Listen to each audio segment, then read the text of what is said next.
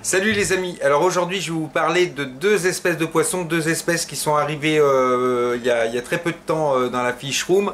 Donc la première espèce c'est des Mesonota guyanais et la deuxième espèce c'est des Thoritis maculipinis. Et voilà, et donc c'est deux espèces de poissons qui font leur introduction dans la fish room. Donc je remercie monsieur Chevalot qui travaille à l'aquarium à la maison, donc le magazine. Et donc je le remercie de m'avoir, je ne l'ai pas vu réellement, m'a fait passer les poissons. Donc je vais vous montrer un petit peu ce superbe cadeau qui m'a été fait. Et donc c'est des poissons, et ben voilà, qui ont fait leur quarantaine, et maintenant je vais pouvoir vous les présenter. Mais avant de vous présenter ces poissons qui viennent d'arriver, il y a des nouveaux arrivants qui sont arrivés aussi. Ce sont des petits guppies. Alors il y a deux variétés de guppies. On a les jaunes et oranges qui sont ici. Donc on a le mâle qui est là, la femelle qui est ici. Voilà, je leur ai mis de la mousse de Java pour qu'ils puissent, pour que les petits bébés aillent se cacher. Ici on a une autre variété, donc qui ont déjà fait des petits, donc qui sont ici. Alors je sais pas si on les voit sur la vidéo. Voilà, donc qui sont nés il y a pas longtemps. Donc pareil, je mets de la mousse pour qu'ils puissent aller dedans et pas se faire manger par les parents. Voilà, parce qu'à savoir que les guppies, bah, ils mangent les petits quand ils viennent de naître. Alors pourquoi des guppies? C'est parce que les guppies, en fait, c'est le poisson. J'ai démarré par ce poisson-là. C'est le poisson un petit peu des débutants. C'est le poisson qu'on peut mettre dans tous les bacs communautaires.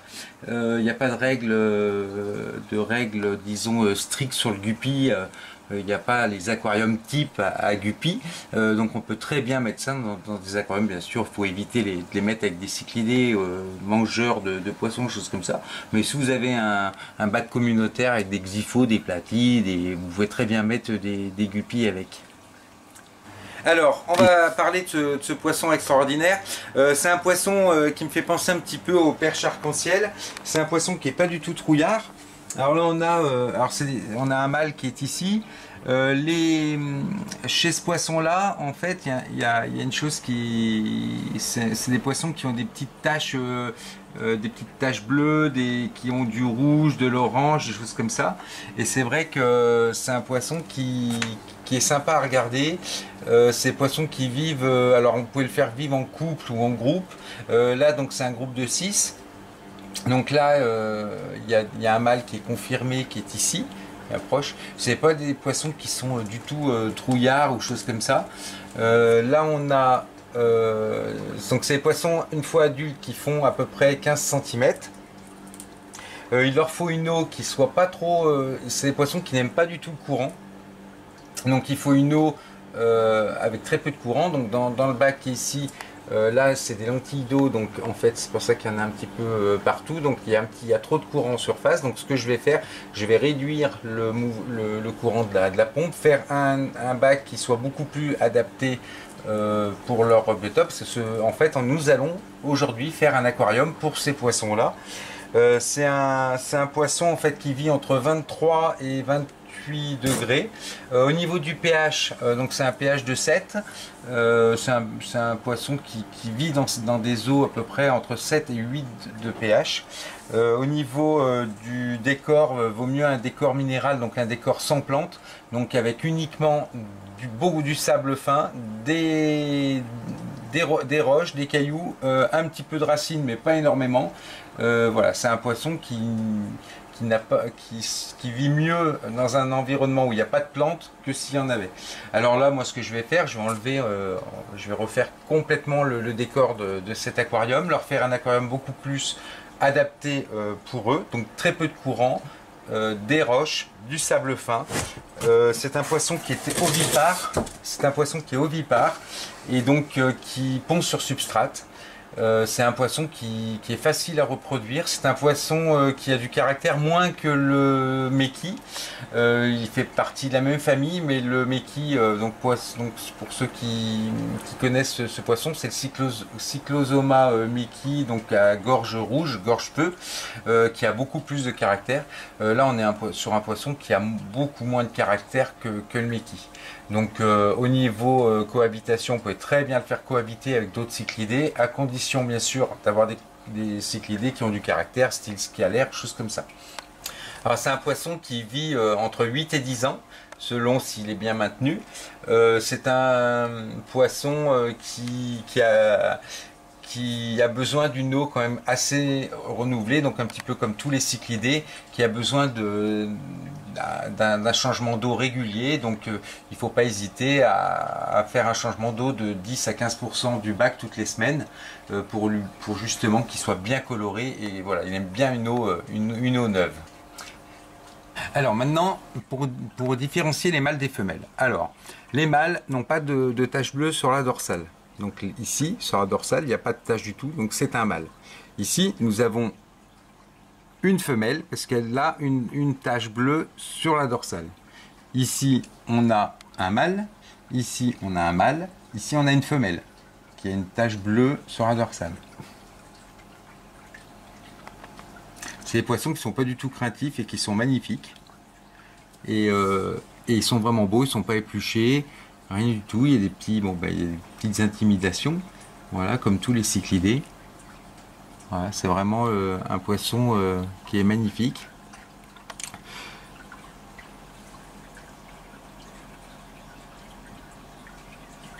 Et bien maintenant, nous allons faire leur aquarium.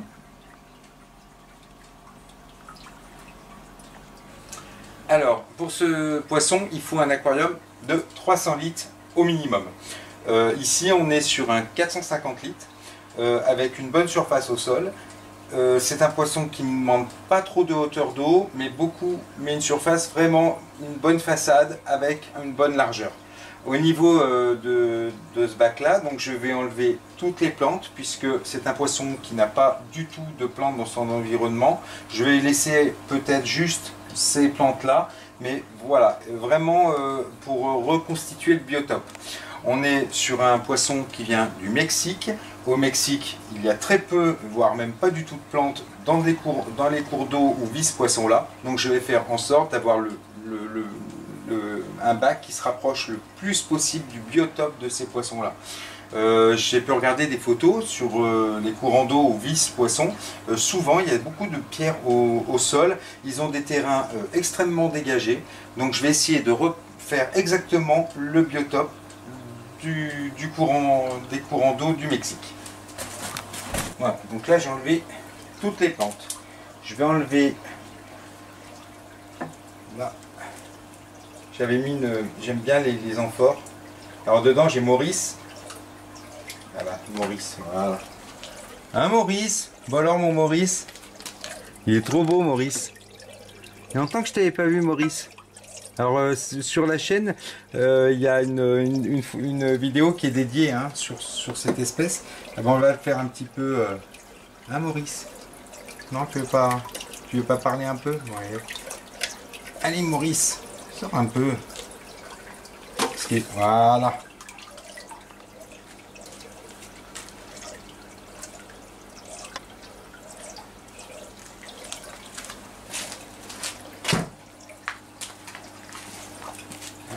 Pas vu que j'avais des algues aussi ici. J'ai vu des plantes, en fait j'ai mis des plantes partout dans ce bac.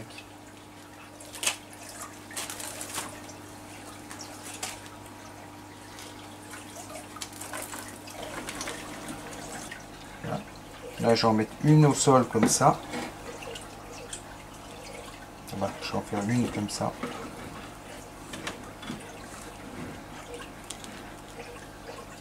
Ah c'est pas mal comme ça. Là, je vais cacher donc tout le matériel. Je vais aller en chercher, j'en ai là. J'ai ma petite réserve de pierres. Alors, je récupère des pierres. Donc là, ça c'est pour cacher la filtration. Le chauffage et choses comme ça. Voilà. Voilà.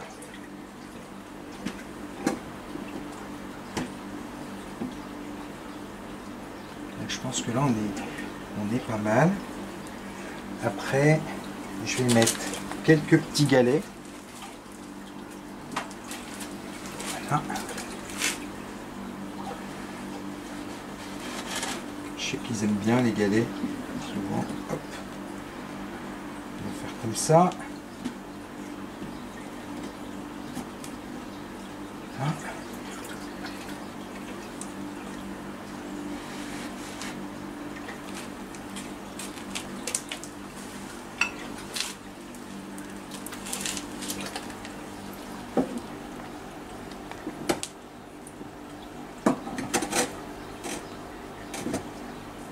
Je pense qu'on est pas mal. Là on est voilà, sur un décor après. Alors, grande question, c'est la racine. La racine qui est là. Est-ce que je la laisserai pas? Donc ça peut être un style. Alors là par contre les lentilles, c'est vrai que c'est pénible.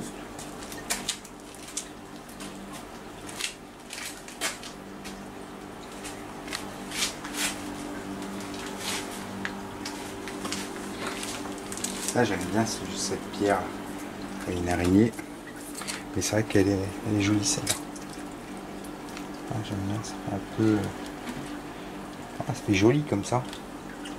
Je vais leur laisser un petit peu quand même d'espace au niveau sable, hein, parce que c'est des poissons qui aiment bien le sable.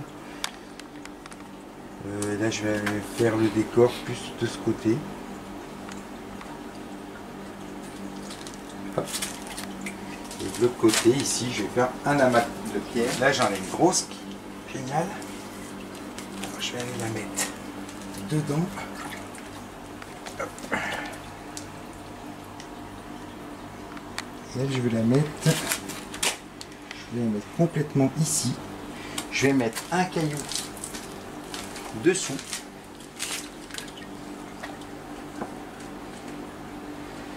Comme ça, s'ils veulent aller se cacher, ils peuvent. Voilà. Je fais attention pour pouvoir faire mes vitres. Voilà. Là, j'aurais laissé vraiment de l'espace où ils peuvent venir se promener et tout. Ça, c'est vraiment bien. Je vais rajouter quelques pierres.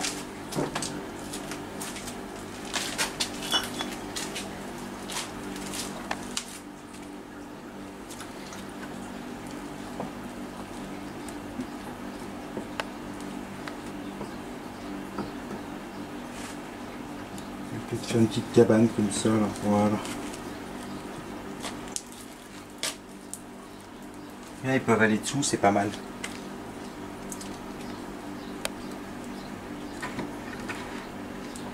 Ça ne sort pas grand chose. Ouais, bah, je vais mettre.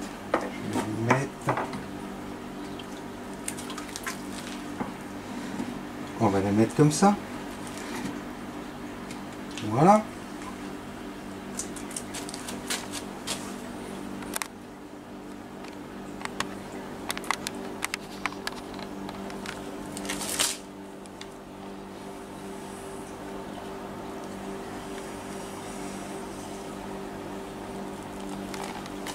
On va y mettre quand même un petit peu de plantes, mais léger. Alors, je vais mettre des plantes qui grandissent au fond. Voilà, je vais mettre celle-là. Ça, c'est des plantes. Donc ça, c'est de la famille des Vallisneria. On va en mettre un petit peu ici, sur le devant. Souvent, c'est des plantes de fond qu'on met au fond du bac pour. Mais c'est vrai que quand elles sont devant, c'est vrai que c'est joli aussi. C'est pas. Souvent des plantes qu'on trouve toujours en arrière-plan.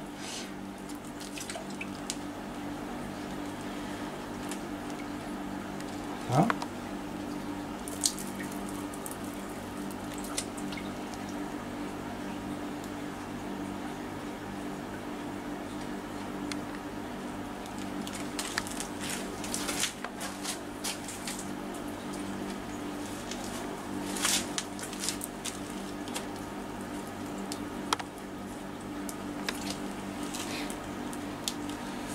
Bon, il faut savoir que c'est des poissons qui sont assez terrassiers. Donc si, à mon avis, ils risquent de jouer pas mal avec les plantes. Mais bon, c'est pas un essai.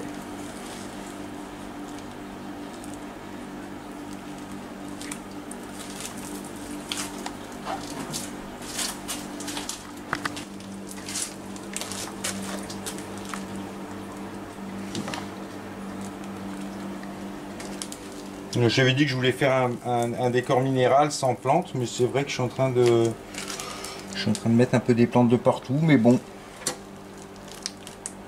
je pense que de toute façon, je finirai peut-être par les enlever, c'est vrai. Après, de toute façon, hein, le faire et défaire en aquariophilie, on met souvent, quand on fait des décors, on fait des choses, puis après on les enlève, on se dit tiens, bah non, ce qu'on te fait ça va pas, ou choses comme ça. C'est vrai que c'est un petit peu. Voilà, bon là j'ai mis bien sûr un monde comme je fais d'habitude, hein, je mets jamais, quand je recrée des biotopes ou choses comme ça, je mets jamais plusieurs variétés de plantes, j'en mets qu'une, parce que je trouve que ça fait plus naturel. Voilà. Donc là on est vraiment sur un décor qui est beaucoup plus encaillassé. J'ai laissé la racine, j'aurais peut-être pas dû, mais bon je vais la laisser par rapport à... Parce que dedans j'ai bien sûr j'ai de l'anticistrus, j'ai le Maurice qui lui a besoin d'aller se cacher quand même la journée. Donc c'est vrai que dans cette racine là, on voit il y a un ancistrus qui est juste ici, ancistrus doré qui est là. Et c'est vrai que si j'enlève la racine, ben, lui il est habitué à aller là, alors bon si je lui enlève sa maison, donc il faut penser quand même aussi aux animaux qui sont voilà, qui ont leur habitude dans l'aquarium. Donc lui, bon, étant donné qu'il a l'habitude d'aller dans cette racine, pourquoi l'enlever? Donc là, bon, puis on la voit pas trop, elle est carrément dans le fond. Donc du coup, je vais la laisser. C'est vrai que ça sera un peu de la torture pour le poisson si je lui enlève sa maison. Imaginez que vous demain, on vous enlève votre maison. Voilà. Est-ce que je remets l'amphore? C'est la grosse question. J'aime bien les amphores comme ça.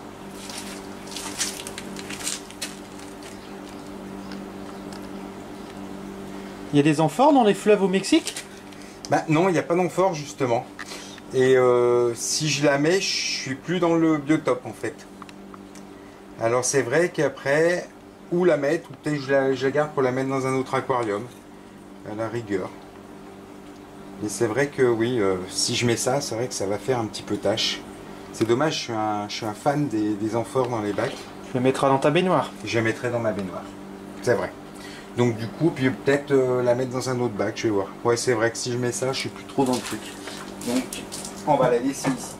Alors là, j'aime bien déjà, parce qu'en fait, ils sont en train de visiter, ils se mettent devant, et je trouve qu'en plus, alors là, il va falloir vraiment que j'ai un éclairage de compète, pour vraiment, vraiment que ça les éclaire, qu'il y ait une belle couleur. Bon là, je suis sur du 10 000K, c'est les 10 Slim, qui est vraiment un bon éclairage. À voir dans le temps, mais c'est peut-être le remplacer. Puis le souci, c'est que les lentilles d'eau me tamisent le bac, et ça on dirait pas, mais les lentilles comme ça change complètement le spectre d'un éclairage. C'est-à-dire que au niveau de l'éclairage, quand ça passe à travers des lentilles, et ben on a un éclairage qui est tamisé, et c'est un petit peu dommage. Donc voilà, donc là on est vraiment voilà sur, hop, on va mettre ça. On est vraiment, voilà, j'ai vraiment fait en sorte, bon, sauf les plantes, il n'y a pas de plantes du tout, là, de toute façon il y a très très peu de plantes dans les fleuves au Mexique, et donc du coup je suis vraiment dans un biotope. Bon, si j'enlève les plantes, on y est. Bon, vu que j'ai mis des plantes, je suis pas trop dans le truc, mais ça peut être sympa d'avoir quelques plantes. En plus, c'est bien par rapport au biotope de l'aquarium. Ben, je parle pas au biotope, mais au niveau de la filtration, c'est pas mal parce que les plantes permettent d'épurer. Et c'est vrai que c'est pour ce côté-là, c'est pas mal. Donc on va dire que j'ai mis des plantes plus pour l'épuration du bac que pour le visuel. Là, j'ai envie de mettre ça là, je sais pas. Je vais peut-être mettre ça par là pour donner un peu du relief. Je vais la mettre ici. Ouais, c'est pas mal. Voilà. Normalement, les décors normalement sont beaucoup plus à plat. Il n'y a pas il n'y a pas de grosses monticules comme ça. Mais là, bon, je suis dans un aquarium, j'ai besoin de cacher ma filtration, j'ai besoin de cacher le chauffage. Mais normalement, j'aurais dû faire vraiment, si vraiment je voulais faire un truc vraiment qui se rapproche au maximum du milieu naturel, j'aurais fait un décor à plat avec des monticules comme ça. Jamais j'aurais mis sur l'arrière du bac. Mais bon, je pense que là, mes petits protégés se sentent bien. Voilà, je pense que là, ils sont vraiment dans leur truc. Alors là, je vais remettre une vitre. Hop, voilà, donc ça c'est pour l'évaporation de l'aquarium. Voilà, pour que ça ne s'évapore pas trop. On va remettre l'éclairage, voilà, bien devant.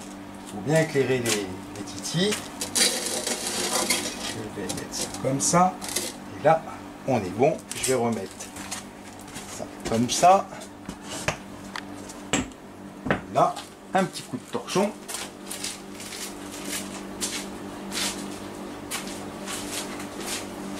Alors les lentilles là, elles vont pas rester en suspension dans le bac toute la journée. Après elles vont remonter en surface à leur place. Et à la rigueur mettre un poisson qui les mangeront plus tard. En parlant de ça, il y a un poisson qui mange les lentilles d'eau, puisque j'ai appris ça il y a pas longtemps, j'ai fait une super expérience. C'est le deuxième poisson qu'on va parler maintenant, et donc on va aller le voir tout de suite.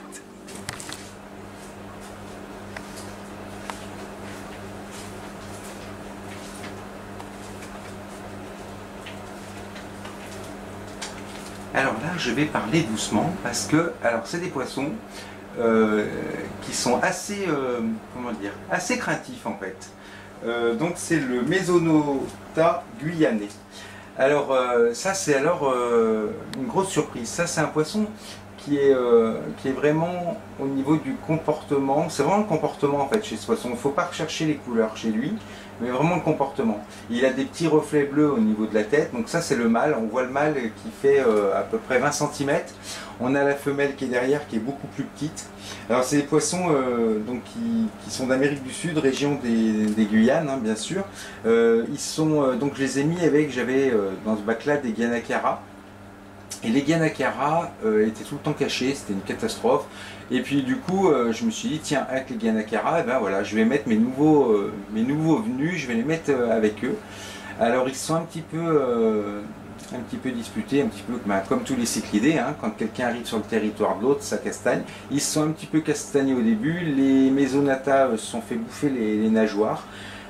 Ça a été la première chose que j'ai constatée. J'ai laissé faire, et une fois que les Guanacara ont accepté les Mesonata, ben voilà, ça se passe pas mal. Et là je me suis aperçu que ce poisson là, donc le Mesonata guyanais, en fait mange les lentilles d'eau. Et donc du coup ce bac avait plein de lentilles d'eau, et du jour au lendemain, ben, au bout d'une semaine, plus de lentilles, ils avaient tout mangé. Donc du coup, je me suis dit, bah, super, c'est vraiment super. C'est un poisson qui vit énormément à la surface. Donc là, ils sont en bas, et on a fait un petit peu de bruit, on les a un petit peu dérangés. Donc ils vont revenir un petit peu devant, en espérant. Donc là, dans ce bac-là, il y a 6 Guanacara et il y a un couple de Mesonata. Voilà. Donc ça, c'est vraiment du bonheur de les avoir. C'est pour ça que je remercie vraiment qu'on me les ait donnés, c'est vraiment super. C'est un couple que je trouve magnifique, et puis un comportement vraiment paisible et tout, c'est vraiment super. Il y a une grosse bouche et tout. Alors pour parler un petit peu de ces poissons, ils font entre 15 et 20 cm. Donc le mâle dans cette espèce là est plus grand que la femelle. Au niveau du bac, il faut un bac qui soit vraiment que les poissons se sentent sécurisés. C'est-à-dire que quand je dis sécurisé, ça veut dire qu'en fait il faut tamiser le bac avec soit, bien sûr les lentilles d'eau, pas question, hein, puisque du coup ils les mangent, mais il faut mettre de la valisneria, des plantes flottantes, des choses comme ça, pour que les poissons se sentent rassurés. Il ne faut pas un éclairage direct sur eux. Donc c'est-à-dire un aquarium qui soit tamisé avec de la racine, des roches, voilà, des cachettes. C'est un poisson qui a besoin qu'on le sécurise au maximum, qu'il se sente bien dans le bac. Ça fait partie, voilà, c'est un petit peu eh ben son biotope, voilà, pour vraiment qu'il se sente bien en aquarium, il faut absolument faire ça. Après, c'est un poisson donc, qui vit en groupe. Quand je dis en groupe, c'est un petit peu comme les scalaires et les discus. Il faut un groupe minimum de 6 à 8 pour vraiment qu'ils se sentent bien et pour qu'un couple se forme. C'est un petit peu voilà, la même chose quand vous voulez un couple pour que vraiment un couple fonctionne, il faut les maintenir en groupe et que le couple se sépare de lui-même du groupe. Donc c'est vraiment, ouais, vraiment comme les scalaires. Après, au niveau de la cohabitation, c'est un poisson qui va très très bien par exemple avec des Geophagus, des Guanakara bien sûr, mais c'est un poisson voilà, que je recommande. C'est un poisson qui est assez difficile à trouver dans le commerce, mais vous pouvez le trouver sur internet, sur des ventes par correspondance ou dans les bourses aquariophiles. Alors là, je suis sur je vais planter les cryptos que j'ai récupérés dans le bac que je viens de faire. Je vais les planter dans cet aquarium là. Alors là, c'est un aquarium pour le moment qui est vide. Il y a juste quelques escargots que je vais me débarrasser. J'en avais parlé dans un autre tuto pour se débarrasser des escargots à la vitesse grand V quand vous voulez les supprimer en 48 heures. Donc je vous laisse aller voir un petit peu dans les vidéos où j'en parle. Donc là je vais supprimer donc les escargots, là je vais planter mes cryptos, je vais les planter sur le devant. C'est un bac qui est cyclé, voilà, donc dans lequel je mets des plantes actuellement. Au niveau poisson, voilà, c'est un bac que je laisse libre. Et si je tombe c'est un coup de cœur ou dans une bourse, si je trouve des poissons adaptés à ce bac là, voilà, je prendrai pour le moment.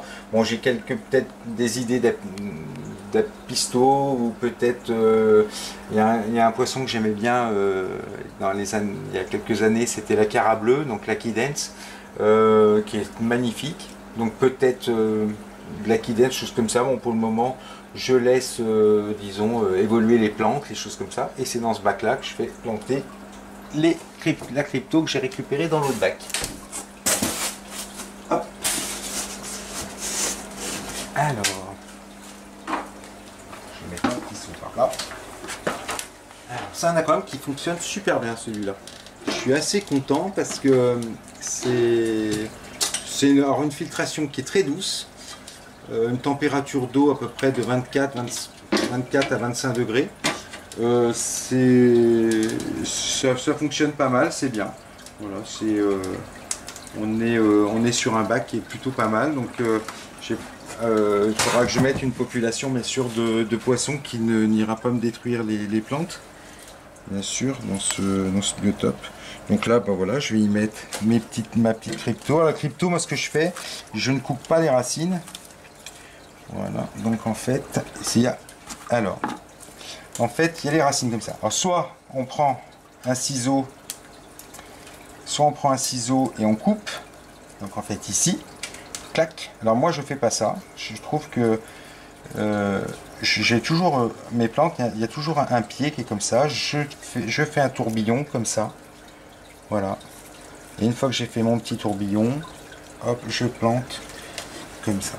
J'ai toujours fait mes plantations comme ça, je trouve que c'est mieux. Et puis j'aime bien quand il y a quelques petites racines qui ressortent, je trouve que c'est pas mal. Alors la crypto, en fait, elle aime bien, c'est une plante qui aime la lumière pour les variétés marron. Et pour les variétés vertes, j'ai remarqué que la lumière, c'était pas trop leur truc.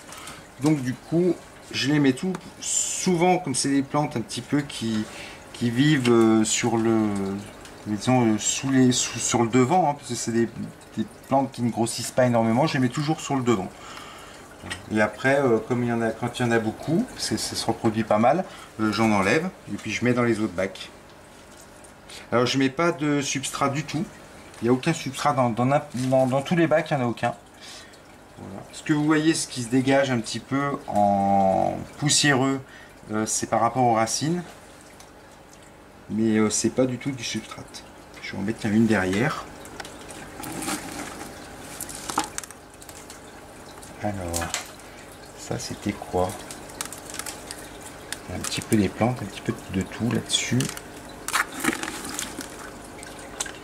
sinon je récupère pas. Alors voilà, ça oui. Ça va être joli celle-là. Voilà, je vais le mettre ici. Voilà, il n'y a pas beaucoup de... Oh, mais j'ai pas beaucoup de sable en fait, il faut que j'en rajoute. Hein. Pour ça, on va le mettre là. Ouais.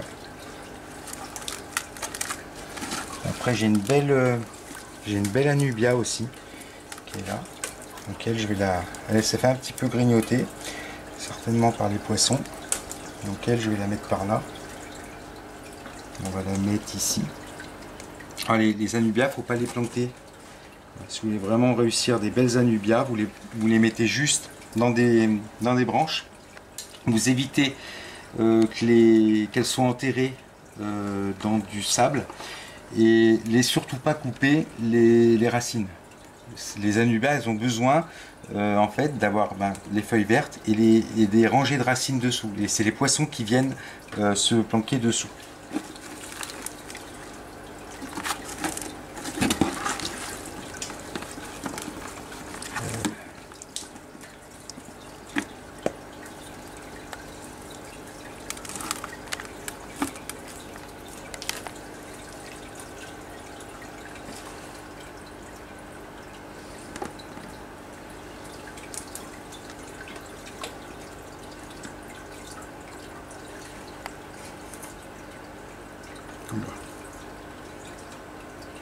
Ça c'est les feuilles.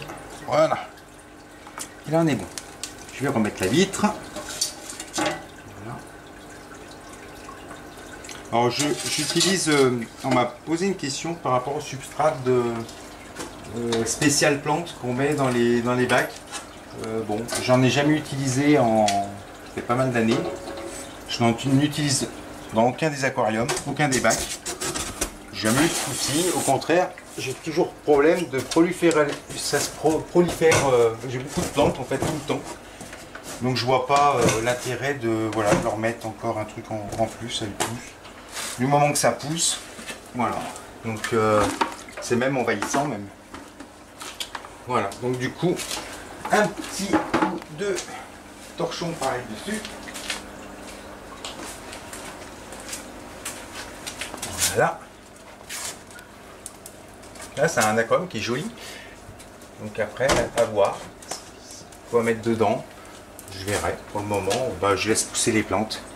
Là, en parlant de plantes, justement, j'ai fait une petite nurserie de plantes, en fait.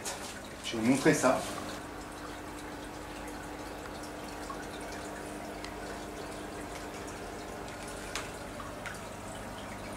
Alors ici, j'ai fait une petite nurserie de plantes. Alors en fait ici, c'est des petites pousses, des choses comme ça que je récupère.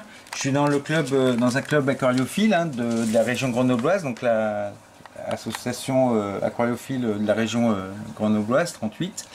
Et donc du coup, souvent on s'échange des plantes, des choses comme ça. Alors ça c'est des boutures que j'ai récupérées. Et là-dedans, voilà. Et là j'avais une Anubia. Je vais faire reprendre une petite santé parce qu'elle s'était fait manger par d'autres poissons. Pareil celle-là. Donc je les mets ici, puis quand elles sont en forme, qu'elles se refait une santé, je les remets dans les bacs. Une petite astuce par rapport à la mousse de Java. La mousse de Java, j'ai remarqué un truc. Alors ça c'est du cordage, en fait c'est ça. En fait c'est de la ficelle en chanvre, une ficelle naturelle, comme ça. Et en fait moi ce que je fais, avec du fil de pêche, je mets ma mousse de Java. Et hop, je serre, je ficelle. Après, hop, je mets pareil avec un fil de pêche, je mets la mousse de Java et ainsi de suite.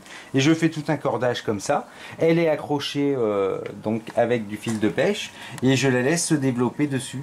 Et je trouve que le cordage dans l'eau comme ça, et après on peut entourer une amphore, on peut entourer des cailloux. Là, en fait, j'ai entouré un caillou. Et elle se développe là-dessus à une vitesse. Et voilà, j'ai une petite astuce du truc. Donc si vous trouvez de la ficelle, de la corde en chanvre naturelle, et vous prenez ça et vous pouvez faire des tas de décorations dans vos bacs avec ça. Voilà. Donc là, pour le moment, j'ai mis ça ici pour protéger les portées des guppies. Donc là, il y en a plein. Il y a plein de petits guppies, ils sont trop marrants. Voilà. Ça, c'est le truc vraiment... que j'aime bien, c'est toujours un plaisir quand par exemple on démarre son aquarium avec des guppies. On n'a jamais eu de poisson, c'est ses premiers poissons. Quand on voit les premières naissances, voilà, c'est ça le démarrage de l'aquariophilie. Et il faut surtout, alors si vous avez un aquarium avec des guppies, n'allez surtout pas acheter ce qu'on appelle les couveuses de reproduction pour ce genre de poisson. Il vous suffit juste de mettre de la mousse de Java, des cachettes pour que les petits puissent aller vivre, parce que à savoir que les guppies sont très prolifiques, ça sert à rien du tout d'aller les mettre dans des boîtes pour récupérer les bébés. Vous les laissez faire, il y en a une partie qui vont se faire manger par les parents et d'autres qui vont survivre. Et ceux qui survivent, c'est largement suffisant parce que autrement vous allez en avoir et après vous savez plus quoi en faire. Donc laissez les parents manger les bébés, se retaper de la grossesse et puis après, de toute façon, ils se reproduisent derrière. Voilà. Donc là, on a une première portée de guppies qui est ici. Voilà, donc moi je les sépare pour pas qu'ils se mélangent. Donc là on a du guppy bleu, là j'ai du orange et jaune. Et puis là je mettrai certainement une autre espèce de guppy. Mais voilà, c'est le poisson vraiment voilà, du débutant et qui est vraiment super. Revenons voir nos petits bébés. Alors là on est bien sûr sur un groupe de jeunes, hein. Ils n'ont pas 15 cm. Donc là pour le moment voilà, bon alors l'eau est trouble, c'est normal, j'ai tout carviré. Mais c'est pas parce que j'ai modifié tout le décor. C'est là où on voit justement que ces poissons sont pas du tout craintifs, parce que quand vous modifiez un décor, un bac, je peux vous dire que les poissons ils restent cachés pendant pas mal de temps.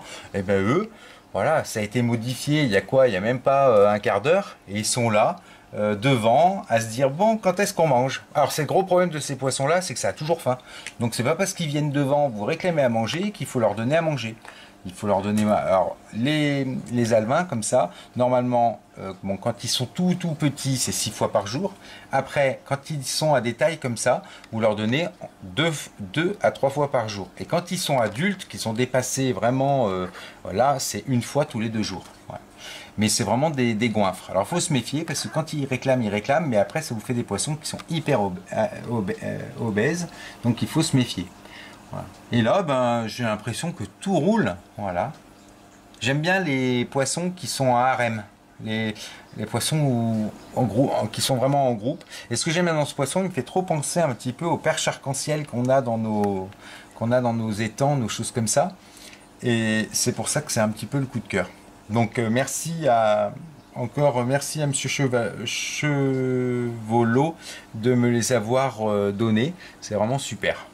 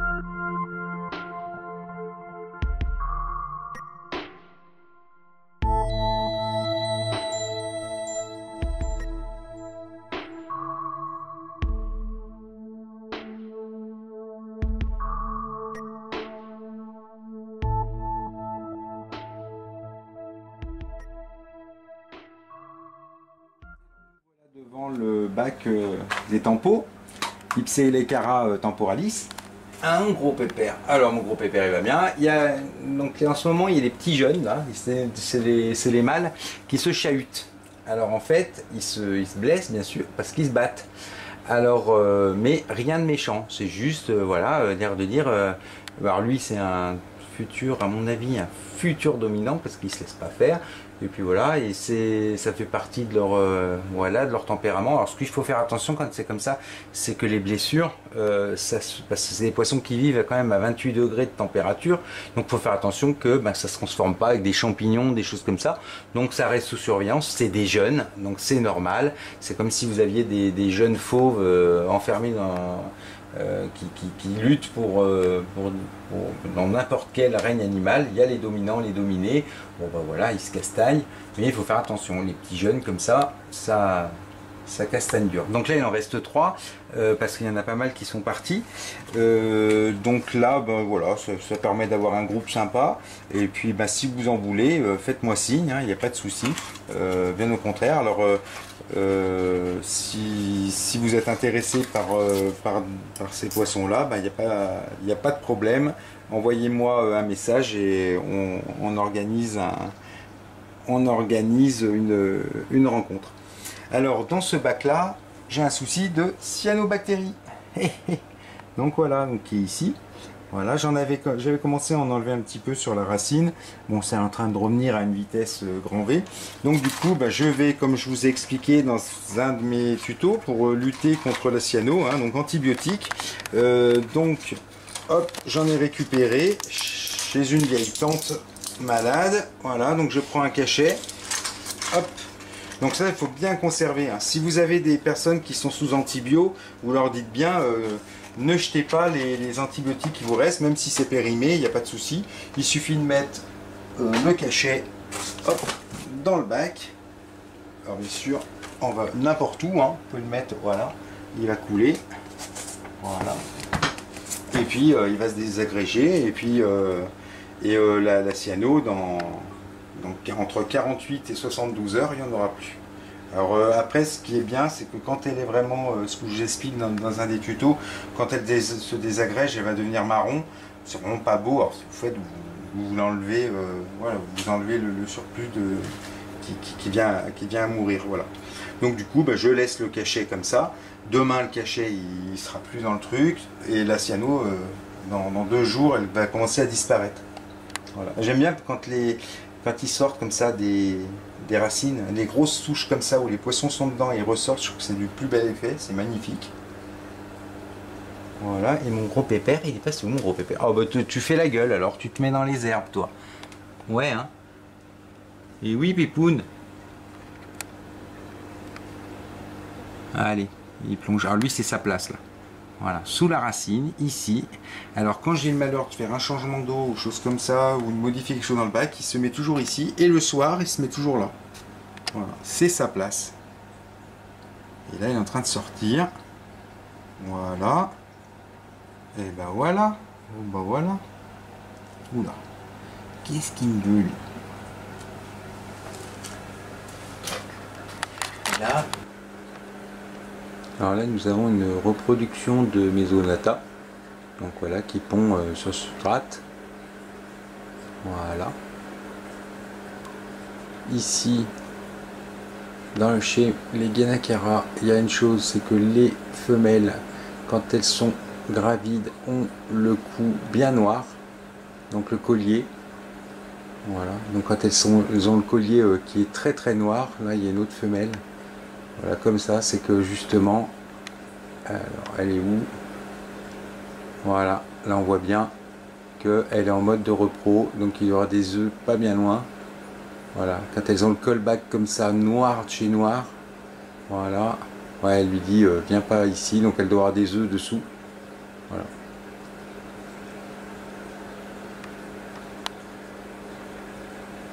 Et ben tout le monde est en train de pondre aujourd'hui. Bon, ben, je termine ce tuto sur donc cet aquarium hein, qui est terminé. Donc voilà, toute la petite troupe est ici. L'aquarium donc c'est vraiment éclairci. Donc maintenant, ben, il ne reste plus que les poissons poussent. Puis voilà, que l'aquarium, c'est un des aquariums de la Fish Room, voilà, que je vous ai fait partager. J'espère que ce tuto vous a plu et je vous dis à bientôt pour un prochain tuto.